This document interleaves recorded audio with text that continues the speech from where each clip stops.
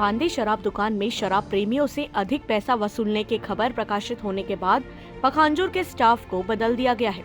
पखांजूर में आए नए मैनेजर मनोज बंसल ईमानदारी का परिचय दे रहे थे कि शराब का मूल्य ज्यादा नहीं लेंगे, शराब में मिलावट नहीं होगी, जो कि अब ईमानदारी का ढिंढोरा पीटने वाले मैनेजर द्वारा मिलावटी शराब क्षेत्र में बेची जा रही है। किसी ग्राहक द्वारा एक बोतल रॉयल स्टैग शराब खरीदा गया। जब उस शराब को लेकर पीने के लिए डब्बा से निकाला गया तो शराब के बोतल के अंदर चींटी, तंबाकू आदि देखा गया। इस संबंध में जब मीडिया शराब दुकान के संचालक को दिखाकर पूछा कि ये क्या माजरा है, तो दुकान संचालक मनोज बंसल का कहना है कि शराब खरीद कर चेक कर लेना चाहिए। अब आप ही बताओ, किसके पास इतना समय रहता है कि वो काउंटर में बैठकर शराब को चेक करते रहे, क्योंकि जब शराब कंपनी द्वारा शराब पैक किया जाता है तो 10 बार चेक होता है। कंपनी इतनी बड़ी गलती नहीं कर सकती।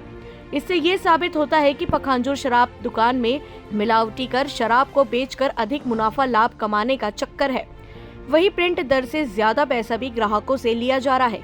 अब तो ईमानदारी की पोल पट्टी खुलकर सामने आ गई है।